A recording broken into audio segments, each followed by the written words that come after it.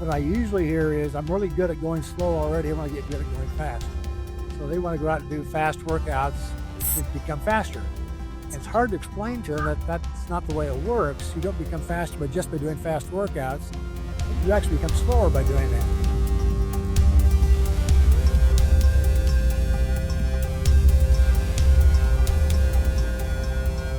If you're enjoying the show and want to take the next step in your training, join our newsletter and receive a free 4-week sample training plan. Head on over to uphillathlete.com/letsgo, and once you sign up, you'll instantly get a link to try out some of our most popular training plans. It's a great way to get a feel for how we train our athletes for big mountain goals.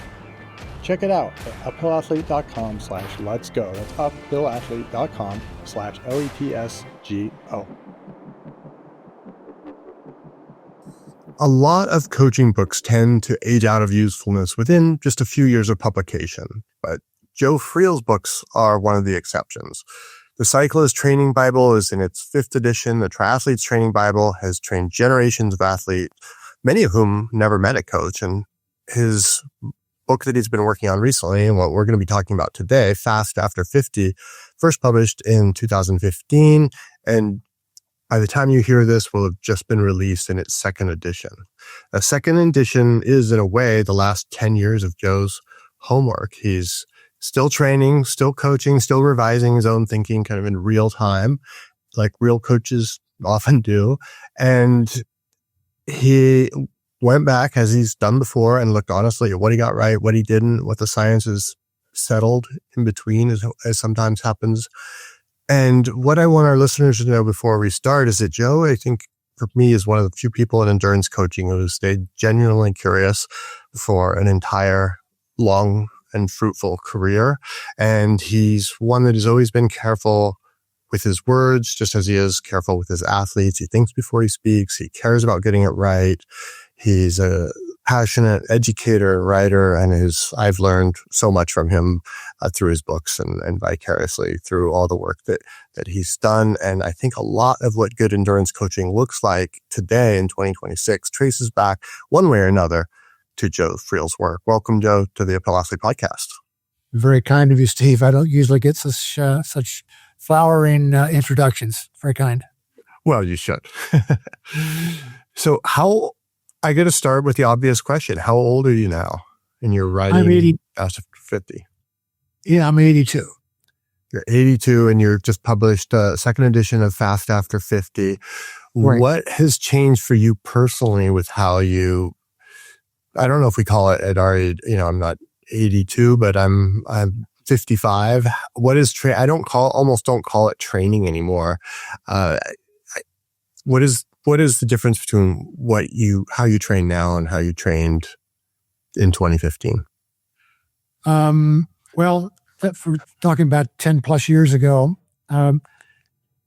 things have really changed dramatically. It's really hard to draw a line and say, when did this thing happen? Because these things have been going on for changing a little bit over the many, many, many years. So they're not like sudden changes that take place. Mm-hmm. But there have been some sudden changes. A couple of them is if you go back to actually this book was written in 2012. Okay. And it hit the first edition came out in 2013. Then they published a second version or second publishing of it was 2015. So it's been around for a while. And I suppose the thing that really marks my life during that period of time was a crash I had on my bike in 2013, January 24th, 2014, actually. I had a crash which was life-changing. And I haven't raced since then. I still train. I don't think of training so much anymore as I do just lifestyle stuff. But that dramatically changed things I could do and could not do. I broke 7 bones, concussion, blood clots in both legs, was in the ICU for 6 days. And I had more problems. Frozen shoulder, it lasted for 9 months. It was just a horrendous experience. So that one thing changed my life dramatically. Other than that, things have been rather calm in my life. Going back to when I was, a kid, when I was a teenager. So Really, it's been a long haul, but it's all been a lot of fun for me anyway. Mm-hmm. So what have you learned from being your own subject for the last 10 plus years? Yeah, I've learned a lot. I've learned I'm slower to adapt to training. I recall when I was much younger, I could feel the changes coming about in my training. I'd go for a workout or a run or a bike or a swim or whatever it may be. And if I'd been through a week or so of focused training, I could tell it. I could feel it. That doesn't happen anymore. I never have any sensations that, I'm experiencing changes right now that indicate that I'm adapting to the training. That's probably because I don't really do things that are as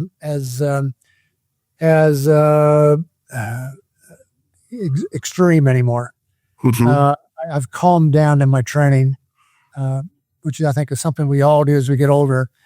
Is I spend a lot more time doing base training than I did before, and a lot less time doing high intensity training, which I did a lot before. So a lot of things have changed. We can go down this long list. Body weight has changed. More body fat. Which has become an issue for me. Just trying to make sure I keep it under control, which I've done pretty well so far. But it's no way what I was 20, 30 years ago as far as body weight. Power has changed. My numbers are not what they used to be. Sure. Range of motion has changed. Flexibility has changed. Balance has changed. My life, everything changed. It's amazing when you get to be this age, how so many things in your life are different than they were 20 years ago. I look back at those as thinking those are, at the time I thought I was an old guy when I was 20 years ago, 60 years old. Now I look back at it and think, man, all the things I could do back then that I can't do now, there's been a gigantic change take place in these last 20 years. So the list of things that have gone on with my training over the decades are gigantic, quite honestly. It's hard to explain all of them without going through this whole hour of all the problems and issues. What was the moment when you decided that this particular book needed another edition? Yeah. Well, I've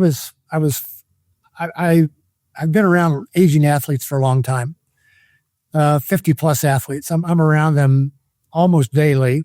Sometimes I train with them. I talk with them frequently. I've coached them. And one thing I noticed that was taking place that was different from when I first wrote this book, back in 2012, what I saw was lots and lots of older athletes doing long, slow distance training. That was their focus, was long, slow distance. So I wrote that book to try to promote the idea they need to do some high intensity training also to maintain this broader range of what we would call fitness. Mm-hmm. Now I'm seeing just the opposite. In the last several years, what I've seen is athletes are doing lots more high intensity, including the older athletes, 50 plus. And there's too many of them there are many athletes who are doing way too much high intensity and not nearly enough low intensity. So this book is more focused on that way of looking at training as opposed to what I did with the original book back in 2012. Mm-hmm. And that was just sort of a slow dawning of like observation of noticing what people were talking about and how they were showing up to train or work out or what the questions they're asking you. Yes, that's exactly right. I've often trained with athletes who are older athletes, and I get feedback from them on how their training is going and what they're doing and so forth. And I get email questions from clients all the time. People contact me who I don't know anything at all about, who has questions also. And all this stuff is leading me in the same direction. If they were doing way too much high intensity and putting too much emphasis on it, and we're not spending enough time working on their low intensity training, their base training. Yeah. That was lacking. So this book became very highly focused on that topic. Yeah. And you're making the case for older athletes to do sufficient or more, however we want to frame that, base training. Yeah, much more base training. I think what it comes down to is people don't really grasp the importance of base training, what all it does for them physiologically. Yes. Well, I always get the same thing when I say to somebody, you'd be putting in more long, slow distance. What I usually hear is, I'm really good at going slow already. I want to get good at going fast. So they want to go out and do fast workouts to become faster. And it's hard to explain to them that that's not the way it works. You don't become faster just by doing fast workouts. You actually become slower by doing that. You've got to build this aerobic base as your platform to put all this high intensity training on top of.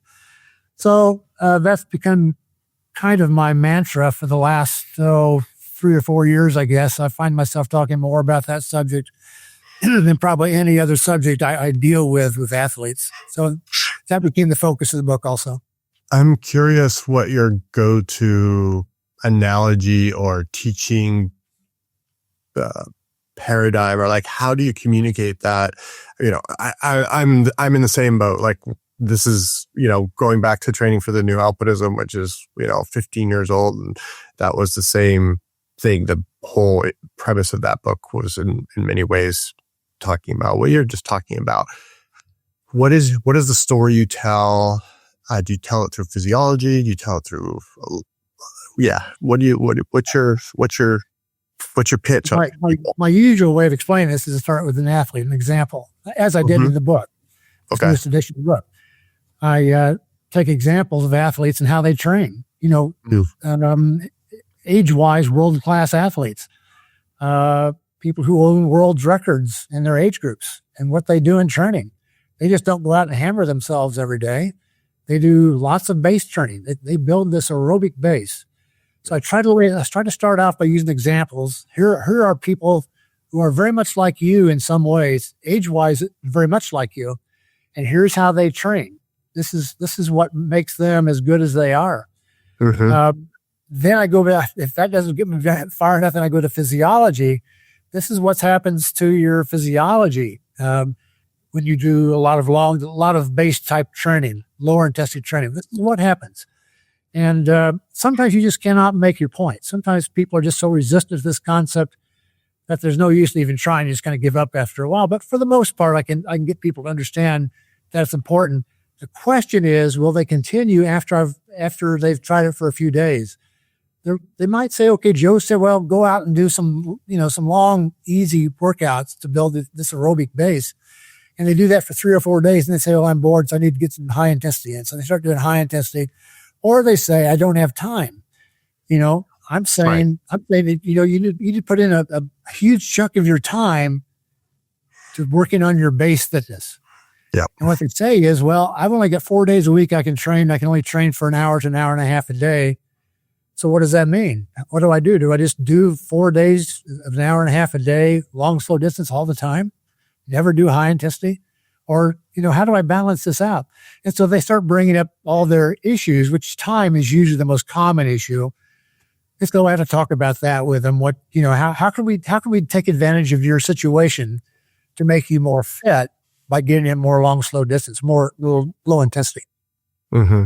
You think after you'd written enough books, Joe, that they would actually just take you for your word, right? It doesn't work that easily. Is there some areas where,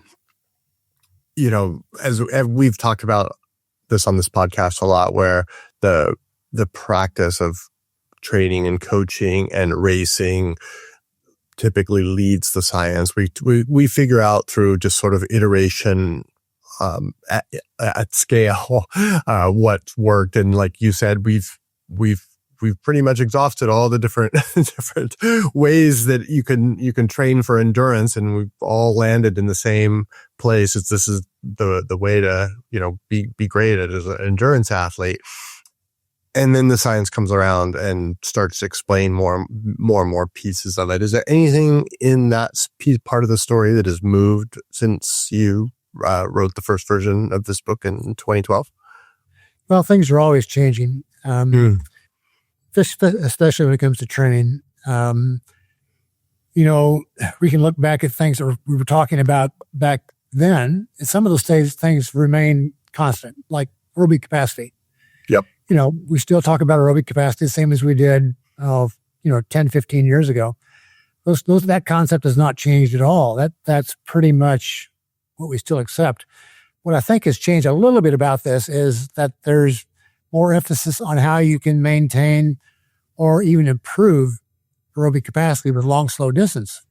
Low intensity training can improve it. It doesn't just have to be high intensity.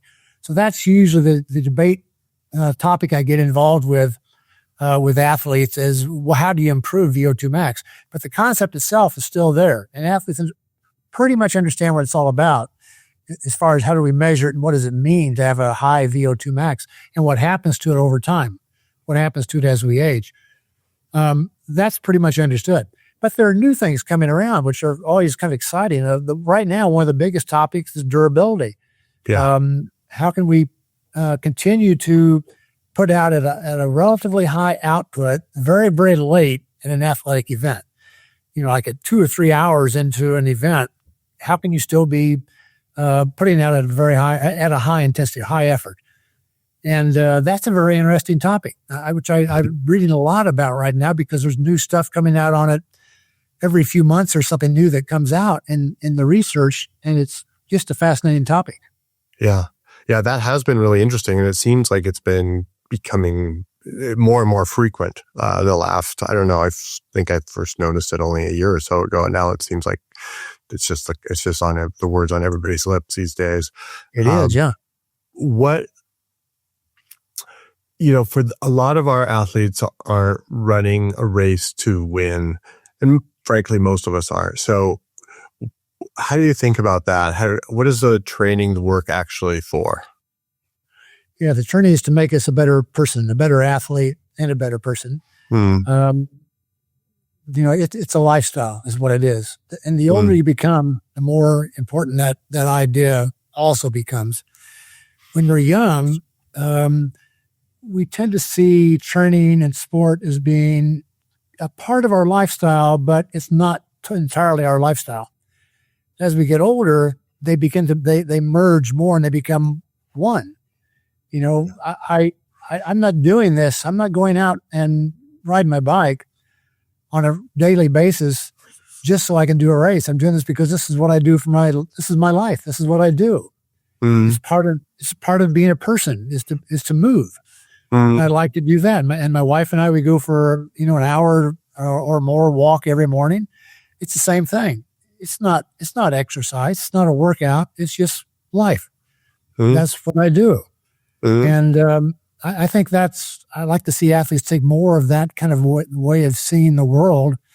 It's a lifestyle matter. It's not strictly a competition matter. It's not just being able to win races or place well or have a good performance. It's also just who I am, and this is what I enjoy doing. And because of that, it's actually very healthy for us. It's very good for not only for our lifespan, but also for our health span.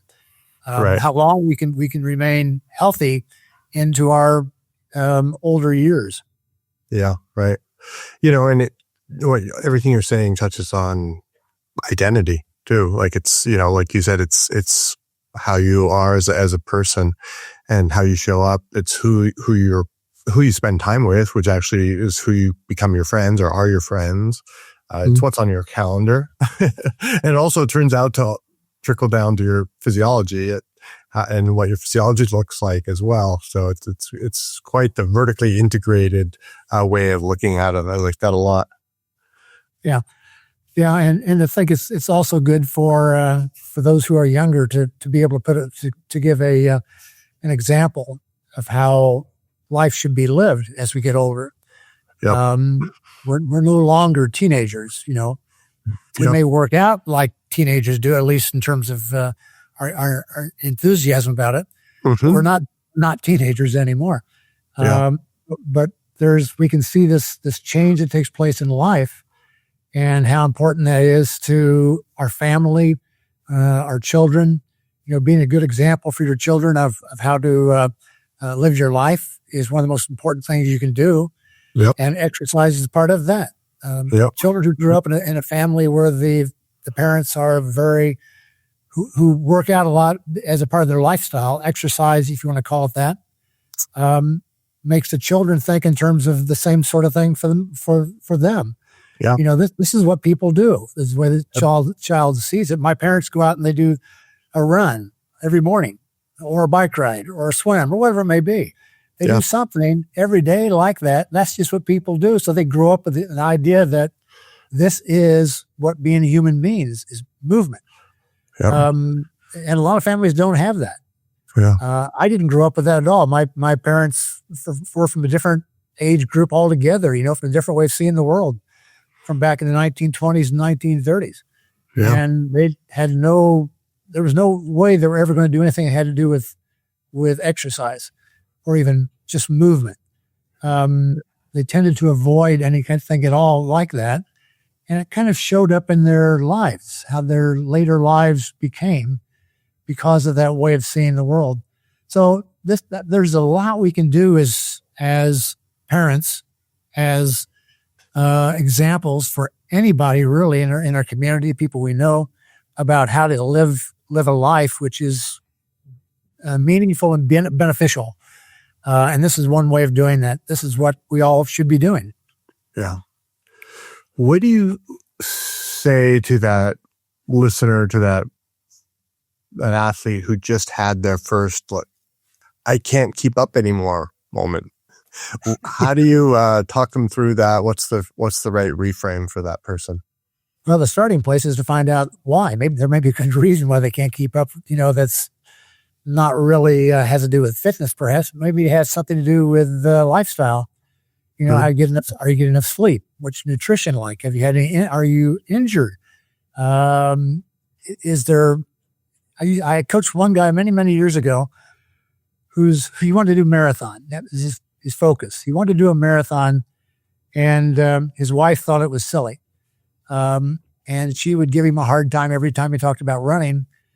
So he wound up changing his lifestyle. What he would do is he would get up very early on a Sunday morning, like at 4:00 in the morning, before she woke up, and go out and get his run in. So he'd come back and spend the morning with her in what she saw as being a normal way of living.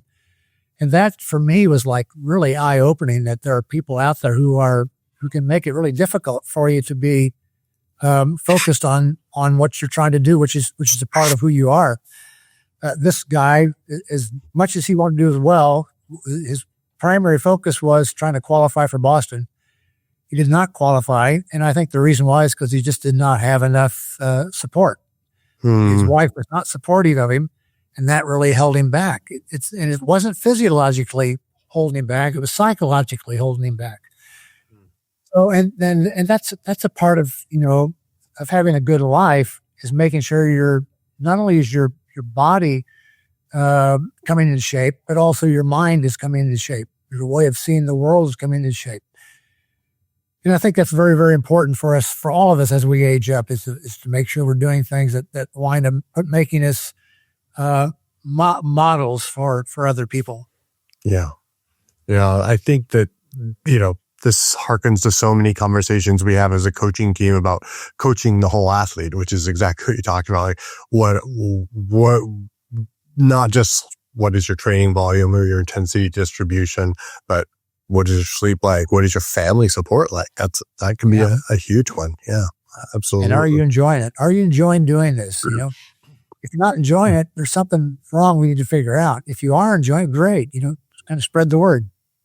Yeah, I think that joy is an interesting concept. I've thought about that quite a bit in terms of an athlete's training week, and how to, as a coach myself, how to include joy in the athlete's week. How is that especially with certain athletes? Maybe there's some that are so focused on being the best at what they're doing, they almost don't want that. But for a lot of athletes, I feel like that's something important. Is that something you feel like becomes more important with athletes over 50, or how do you think about that idea? Yeah, I like to see athletes, especially those who have experience, learn how to coach themselves. I think that's important, and because of that, they become not only better athletes but better people. Because then they can help other people. I know one coach who's got an interesting way of coaching. What he does, he doesn't lay out a training plan for the athlete on a weekly basis. What he does is give the athlete a list of workouts to do that week. And the athlete decides when they're going to do them. So now what happens is the athlete has ownership of the training plan. Of course, what the coach does is give some guidelines on best ways to manipulate training, but that's kind of early on. And once we've got this athlete understanding how we can balance training, let them take a part of ownership of what they do. I've always thought that was a cool idea, what he was doing. I never did that. I don't really coach people on one-on-one coaching like that anymore. But if I did, I would try that with some athletes to see if they could actually coach themselves, which I think is what would be really good if they wind up in a place where an athlete can coach themselves. They're not dependent on somebody else to tell them how and when and where and why. They can do a lot of that for themselves, which takes it beyond your coaching to them becoming a better person. Yeah. That becomes the coaching, right? Is them being able to, knowing enough to be able to make all the decisions themselves. And I also get that, like, crack a smile. I have one athlete right now who's training for an ultra in actually like 10 days. And, half the time he answers his own question. He knows exactly what to do, or and I'm just like, yep. It's like, you really, and encouraging that, like, you really are getting this figured out. You're really understanding this. This is the underlying thought, and this is the right way you're thinking about this correctly. And I think that's super. He's about done with me, right? Like, he's not going to do me much longer, but that's a good progression. That's the natural way of these things. That's great. Yeah. It's kind of like graduation. I agree. Yeah. You're kind of there as an instructor, a teacher, a role model, a coach, and the athlete, because that, winds up learning a lot about not only themselves, but what training is all about. How does somebody go about training? And that's one of the most valuable things we can do for athletes as a coach. So you touched earlier on intensity and the amount of low intensity, long, slow distance based building type work versus higher intensity. And if we're talking about sort of that 50 plus old age athlete, what is your kind of, I know there's probably not a one size fits all answer to this, but how do you frame that discussion once people have bought in and they're going to follow your advice? How do you talk about that, and how do you have it change, or do you have it change as they age? Yeah. What I tell them about is doing something I call a 5+2 training pattern. 5 days a week, you train easy. And one of those days may be a day off, or even 2 of those days may be a day off. But 5 days a week are easy, and only 2 weeks a week are hard. 2 days a week are hard. And those 2 days a week that are hard are separated by at least 2 days. Could be 3 days between them. So we wind up with this pattern where it's hard, easy, easy, hard, easy, easy, easy, hard, easy, easy, hard. And we keep this pattern going. And I think it gives the athlete some time to recover. It takes the pressure off of them to do hard training back to back, especially.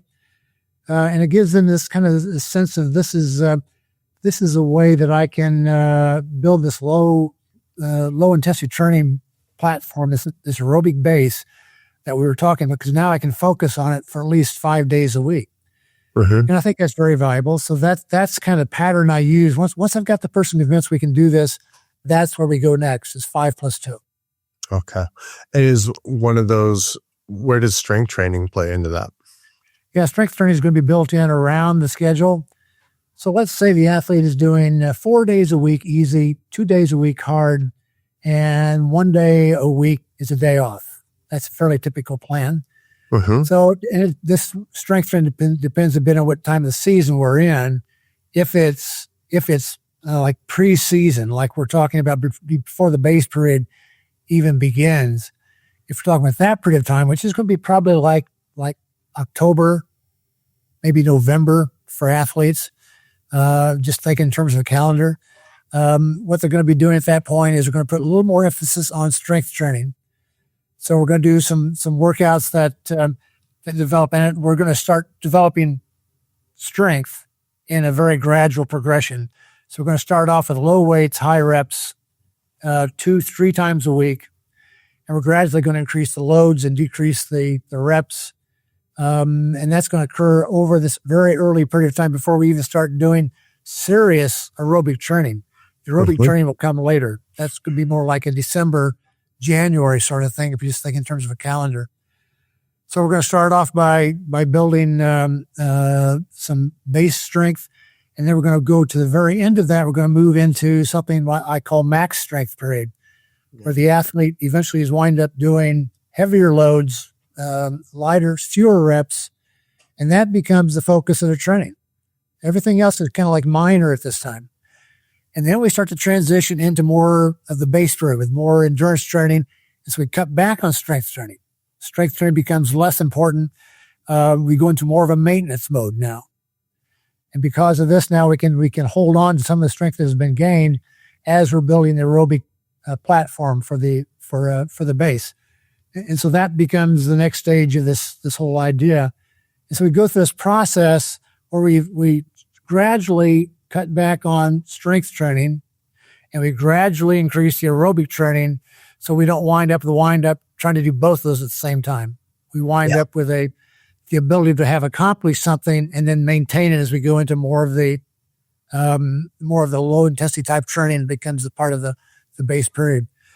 Then we go into what I call a maintenance phase, strictly maintenance, in what I call the build period, which is the specific period. So now the athlete is doing very high, lots of high intensity, at least let's call it race intensity workouts, but still only 2 a week. And now strength training has moved back to a very minor role. Now we're only just doing it like once a week, and we're using like two sets per workout, and we're just trying to maintain strength for a matter of just a few more weeks before we get into this peaking period for a couple of weeks, and then do the competition, the race, if you will. And then depending on where the athlete is in their season, we may start all over again, go right back to the very beginning, or we take some time off. At that point, everything becomes very much up in the air as far as what's going to happen next. Yeah.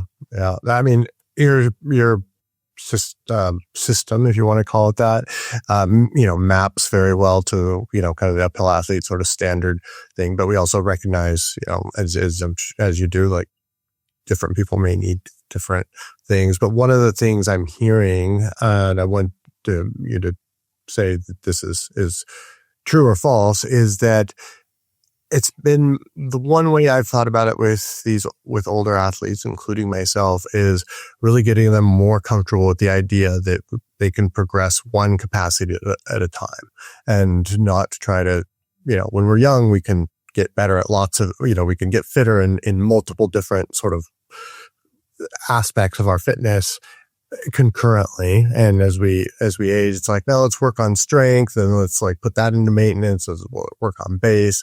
And that sounds like a little bit like what you're talking about. Is that tracking? Exactly right. That's exactly what I'm trying to do with the athlete, is take them one step at a time. Yeah. We're not going to take 2 steps at a time. We're going to take 1 step at a time, get some accomplishments in one area like strength before we move into trying to get one more thing added on, which is aerobic fitness, aerobic base. And then we wind up doing more density of training, more high intensity, which culminates with an event. So there's this long progression that we go through to get to this point. That can be very difficult for athletes to accept. They want to get to the hard stuff right away. Yeah. So I had to make that point in this book that patience is part of training. You've got to be patient. Yes, absolutely. Yes. And I think that's an important mental shift as well. That's actually could be framed in the positive. Is I've often talked to these people that are in their 50s, especially, where they're so crestfallen. They think that it's all over. And it's like, well, no, we just have to do things a little differently now. You need to have like a little longer time frame, be a little more patient, as you put it. We're going to work on one thing at a time. We're not going to work on 2 things. Like we're just going to shift some of these things, and you can still get better, and you can still get faster, and still have more fun, and still be, out there with your friends and part of the community and doing these things. And yeah, like the personal record days might be over, and that might be okay too. And there's other reasons we still do this. So that I like that framing a lot. Yeah, very good point. You make some good points there about the idea of growing as an athlete by doing things in a way that's not done before, and coming to accept that we're not the same person we were 20 years ago. Mm-hmm. We're a different person now in many, many ways.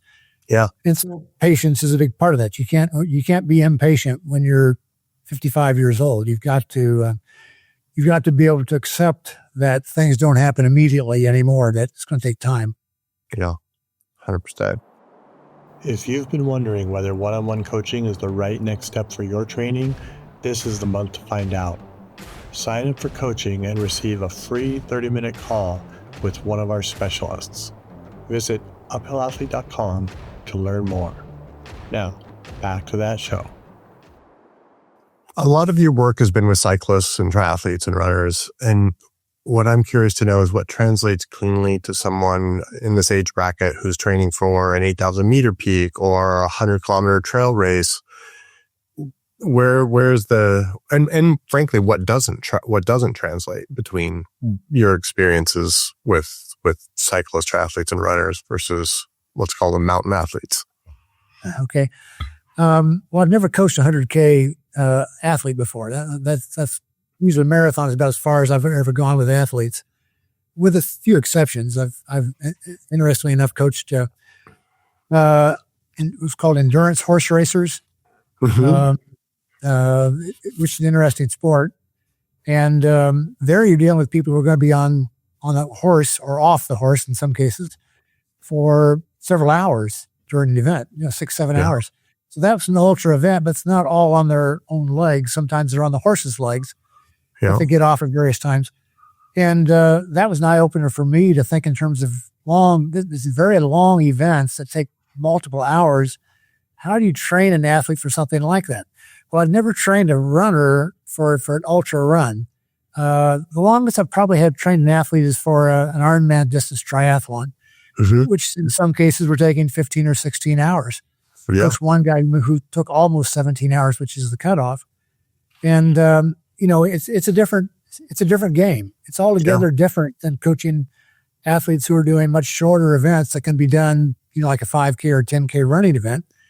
That's really quite easy by comparison to trying to coach somebody for a 16-hour event or whatever the event may be. When you get beyond about, 5 hours or so, it starts becoming rather long. And I've never had that experience except with the horse racers, or of course with the Ironman people. And I found it very fun to work with them because I had to learn something new about when I first started coaching Ironman athletes. That was a whole new world for me because I'd been coaching much shorter events up until that time. Olympic distance triathlons and sprint triathlons and 5Ks and 10Ks, maybe occasional marathon. But all these events were under 4 hours. And now we're talking about 2 or 3 times that many hours for an athlete. And I never really became extremely comfortable with that whole idea. It's still, I never compete in those type of events. It's still for me kind of a distant concept that I have to kind of wrap my mind around every time I talk with an athlete about doing something which is going to take 15 or more hours.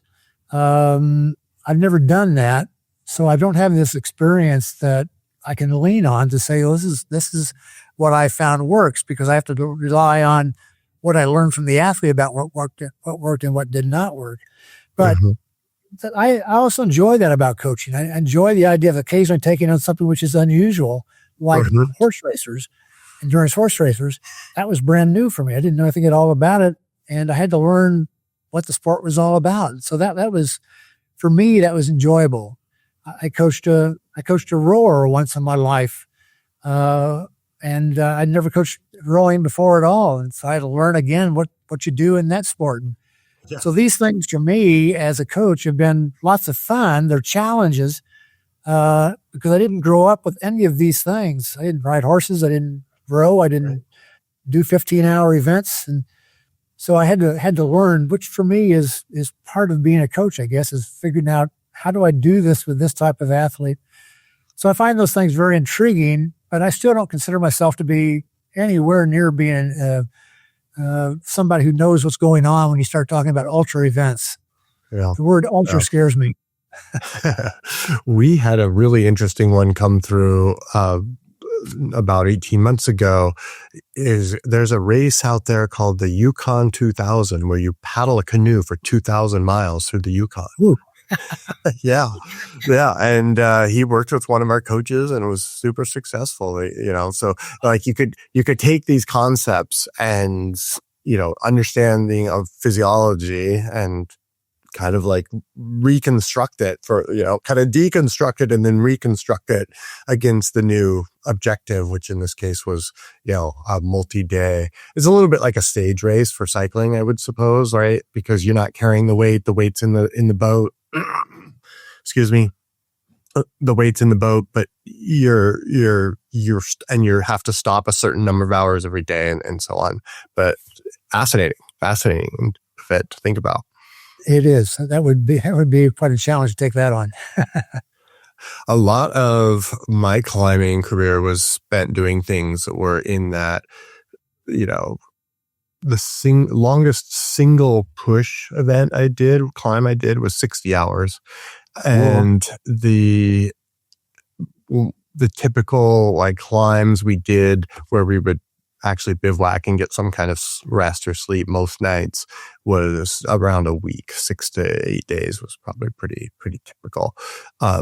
And I used to look at things like the Tour de France or Race Across America or these kinds of things, trying to find when I was trying to figure out how to coach myself and was going to all these different sources and reading, peer-reviewed research and reading race accounts from people and all these different things and trying to piece it together. I think that not so much of it is different from the physiology point of view. Where I think things start to diverge is in nutrition, fueling, recovery during the race. And it goes to this topic of durability. You talk about like being strong after 4 hours. How do you be strong after 4 days? And I think that those concepts were very, very, very nascent at the time, but were very relevant.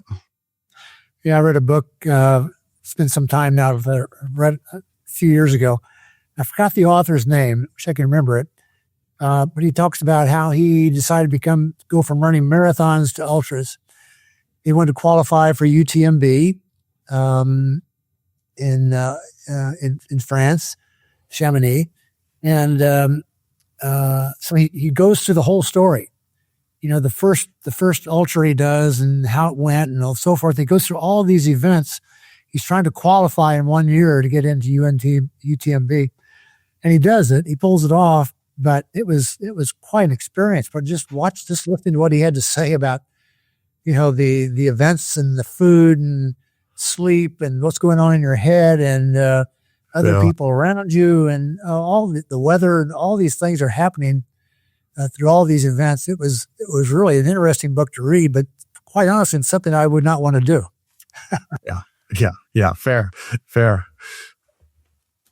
Do you have specific thoughts on kind of back a little bit to intensity questions, strength training questions with masters athletes? How do you adapt frequency of either high intensity or high strength load workouts with them? Do you always stick with this sort of 5-2 framework? Do you sometimes stretch out further? As we age, we need longer to recover in between bouts of training.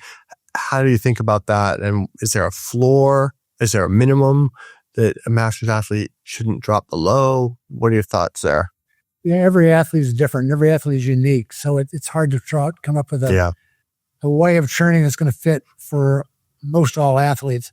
But, I stick with the 5-2 pretty much all the time, except with some athletes, what I found works better for them is what I call a 9-day training week.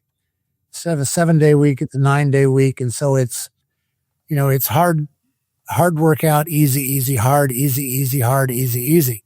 So we get 9 days in that way. And then we take a few days more to recover, and then we start over again. That works really well for athletes who are in need of more frequent rest. And it also makes it a little bit easier to bounce back from workouts when they always know they're going to have 2 days after a harder session, a longer session, whatever you want to call it, to recover.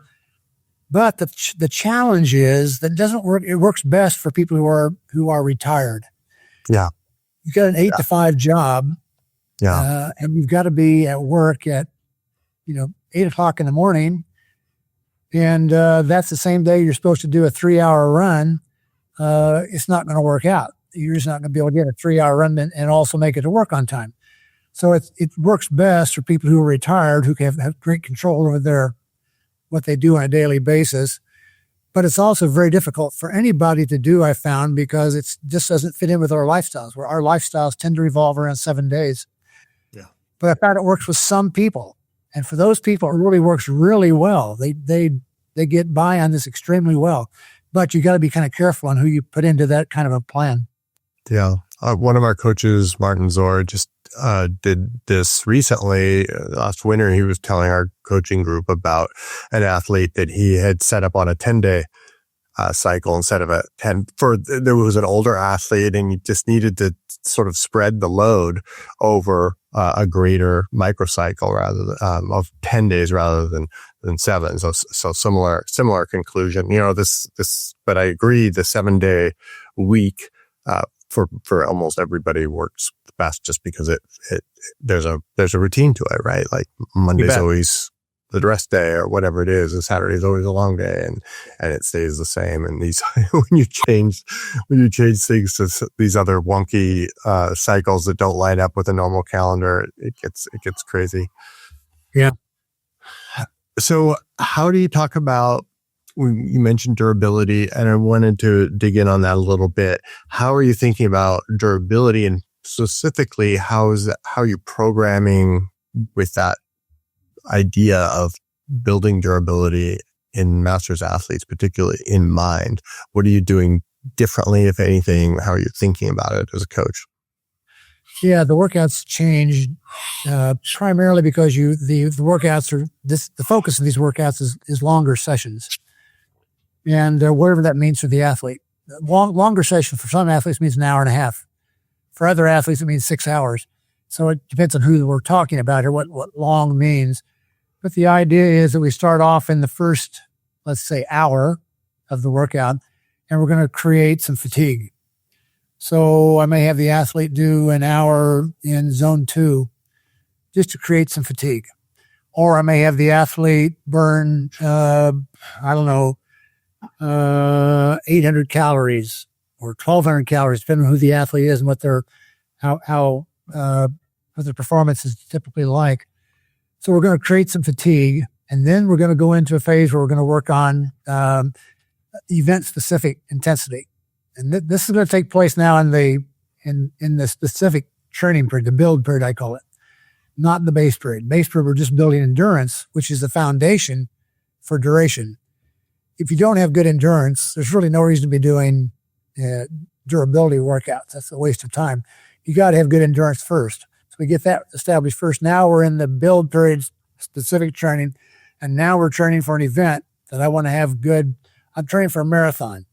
I want to have good, in the last 10K, I still want to be able to run at a fairly decent pace. In the past, I've fallen way back in that last 10K. So we start talking about, how are we going to do that? What's the plan we're going to come up with for that last 10K? How are we going to get to that point? And then we're going to replicate that in training by building fatigue and then going into race-specific workouts. That race-specific workout could be done in many different ways. It could be steady state, like a marathoner might wind up doing lots of training, lots of running in, let's say, zone 3. It could be intervals. It could be like zone 4 for somebody who is doing a shorter event than a marathon, perhaps. It could be It could be intervals. It could be for an athlete like who's doing a cycling event, for example. They've got a long cycling event, and we always know this is going to finish with a lot of peaks and valleys in the training. It's not going to be steady state. We'll do lots of intervals, like zone 4, zone 5 intervals in the last hour, half hour, whatever it may be. So the idea is first of all, you build fatigue, and then you go into very specific training for what we're trying to accomplish for this particular race. But it's got to be specific. It can't be just happenstance. We need to have a plan for exactly what the athlete's going to do. Then there are all things we can do along the way that have to do with building endurance that aren't necessarily just training. For example, there's a new study that just came out recently that showed that caffeine taken in the last hour before an event ends is one way to improve durability. So maybe we play around with that. Or maybe we play around with nutrition. What's going to happen if you've been taking in 60 grams of carbohydrate per hour entering a marathon, or it may be, what if we go to 90? What does happen if we do that? And that's going to make some changes also about how the types of fueling we use and when we take it, and all this kind of stuff changes. So there's lots of things going on here. How much fluid are you taking in? This has a lot to do with your durability. If you're not staying hydrated, you don't have as much durability. So there's all these little things that all come together to make the athlete more durable. And the idea of training is to mesh all of these things so if they come into their event having built their durability through all these various avenues. Yeah. I think that's so right. And, like as you started this, every athlete is different. And so you're kind of working back, but that all makes sense. How are you thinking about muscular endurance or strength endurance in contrast with durability? How are you defining that, or how are you talking about that these days? Yeah, strength endurance is a little bit different. That involves, once you've built strength in the gym, for example, once you've built strength, now we need to transform it into something which is sport specific. So, for example, what we might do if the person is a cyclist, we might wind up doing lots of high gear, low RPM pedaling to build some strength also to make it more sport specific. We might wind up putting hills into their workouts, long climbs.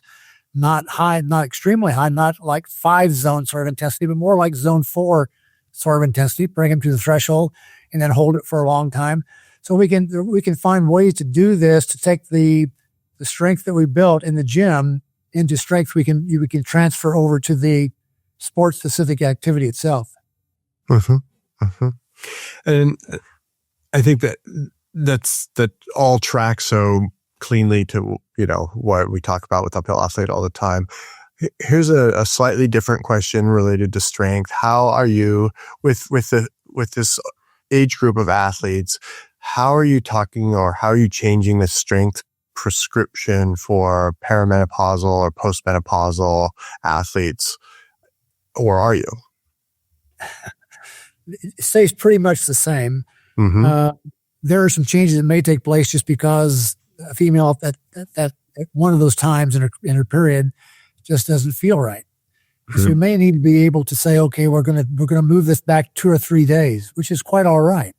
We can shift things around a little bit to make the training more accompanied to what their situation is at the current time.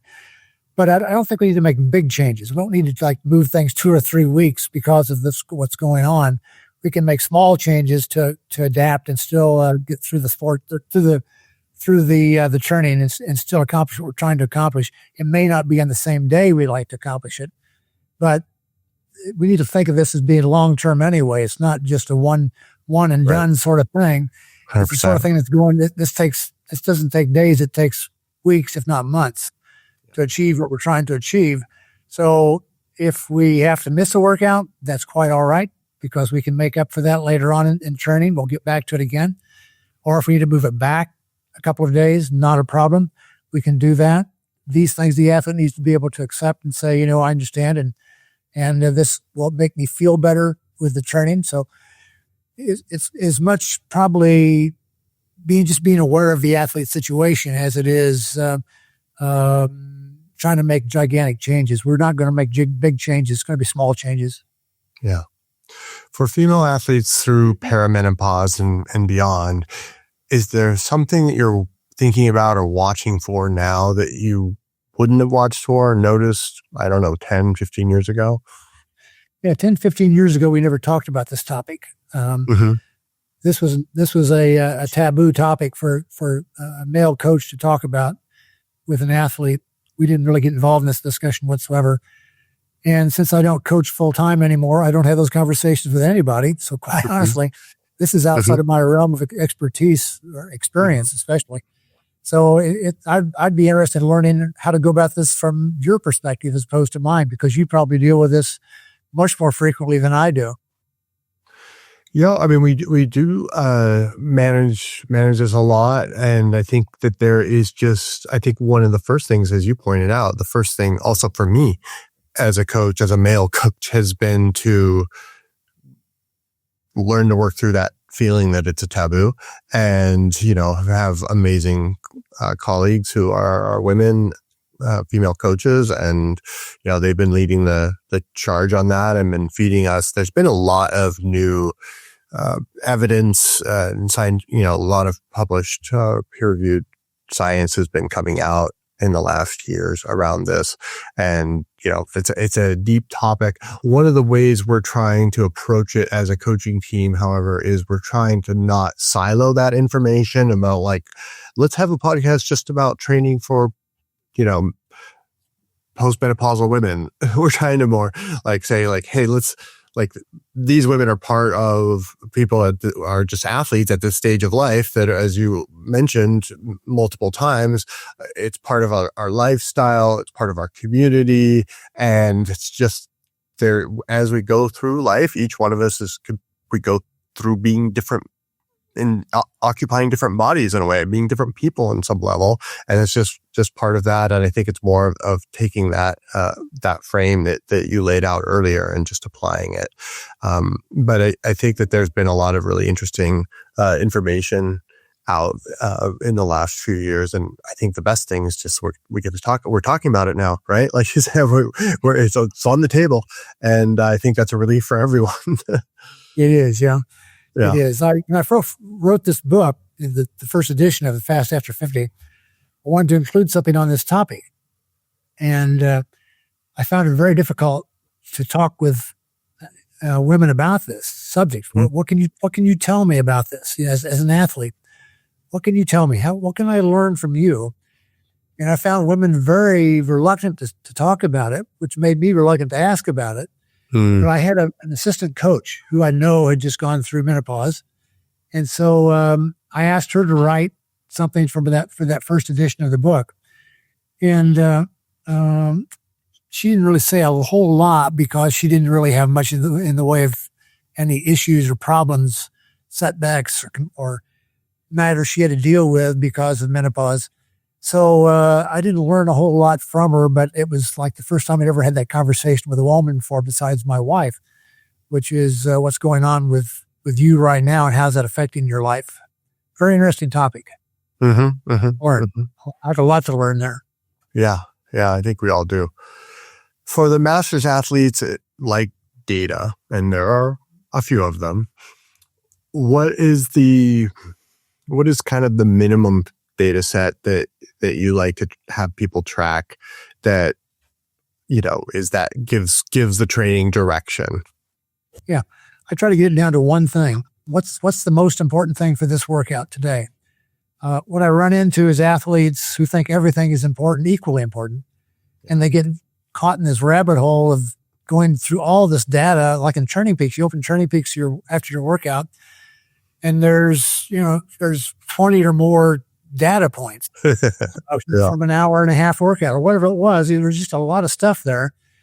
And I've known athletes who want to understand all that and what it means. And they wind up, I think, going in directions they shouldn't go. They don't need to go. They assume things, if I change this number, I'm going to get faster. and they're just making bad decisions. So I try to get them to understand there's one thing important every time we do a workout. Here's the thing that's important. Let's see if we can accomplish this thing today. For example, we've talked a lot here today about low intensity training. Well, one of the things we're trying to accomplish there is what I call efficiency factor, EF for short. And what that is just a measure of pace or power, depending on your sport, divided by heart rate. And it tells us essentially what's going on with how your heart is responding to the intensity, or how your power is responding to the intensity. But if we put them together, we get a nice number that tells us a lot about what we're accomplishing aerobically. So that's one I wanted to look at. I want you, every time you finish a workout, and it's designed to be like a zone 2 workout, I want you to look at EF and see what that number was. And then I want you to take that number and I want you to go back 8 weeks prior to today, find a very similar workout and see what your EF was then. What we should see happen over time is this EF number ratchets up. It keeps getting higher over time as we work on your aerobic fitness. So that's the one I work on in the base period with the athletes. Yep. In the build period, where we're talking about specific training, now I'm more focused with the athlete on something called decoupling. It has to do with what happens to over a period of time. It's kind of like durability, really. We're measuring durability by doing this. We're looking to see what happens to the relationship between heart rate and power early in the workout versus late in the workout, or pace and power early versus late. And we've got a number we can give the athlete for that. And what I want to see is I want to see that number going up gradually over time. That means your durability is improving. That's the most important thing. There could be other things that we'll take a look at that are less important, but they're also good to pay attention to, like what's happening to your TSS. If you're using training peaks, what's happening to your TSS over time? Are you putting in, how high is your TSS on a weekly basis, on a daily basis? How high is it? We may be getting it too high. You maybe need to bring that down a little bit. So we're looking at that also, but it's not as important as what the stuff they just did in the workout is. And there are a few other things like that we could talk about, but the two most important are what I call EF and decoupling. Those are the two that I'm really highly focused on. Other things are going to be interesting. I don't want to see what are going on there also, but that's not the focus of our training. I don't want the athlete to be involved in thinking about too many things they got to accomplish today. There's one thing we're trying to accomplish today. Here it is.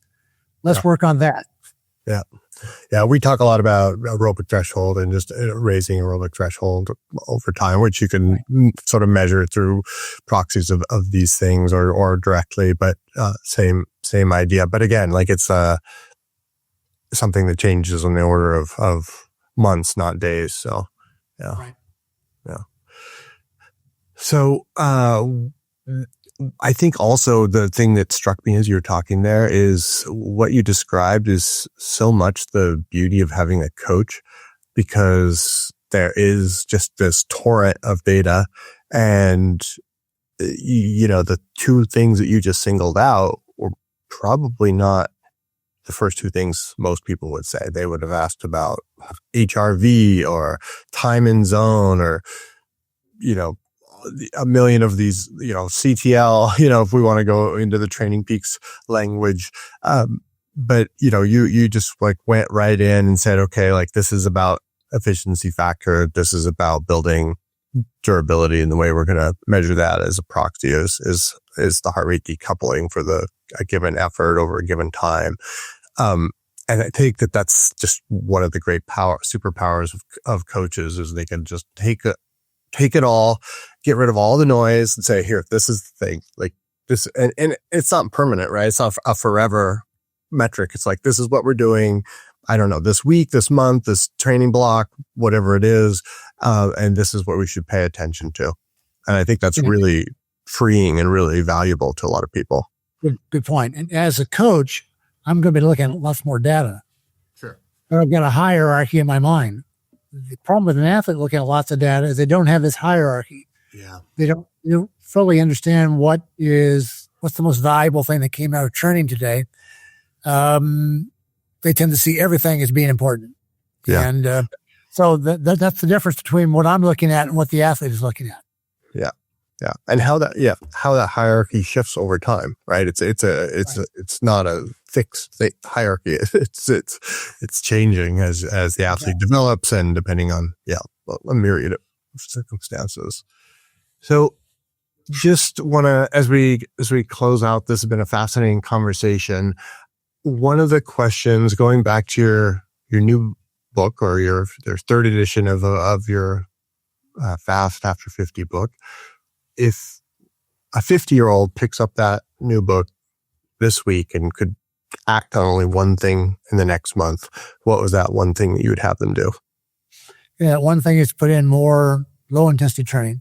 You've got to build an aerobic base. That is the key, and that's the thing I keep pushing in this book all the way through, giving examples of athletes who are world-class aging athletes and how they do that. This is the most important point. Take nothing else away from the book. That would be the most important point. Mm-hmm. Yeah, that's 100% agree.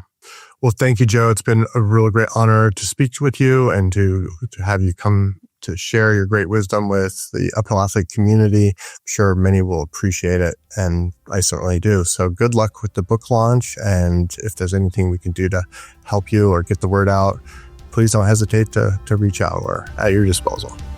Thank you very much, Steve. Enjoyed it. Thank you.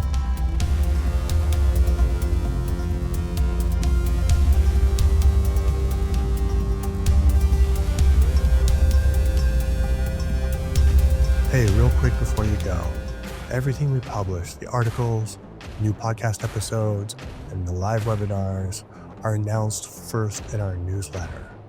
You can elect to receive between 1 and 3 newsletters a month. They're written by myself and the coaching team. And if you want them, sign up at uphillathlete.com. Thanks for listening, and we'll see you in the next one.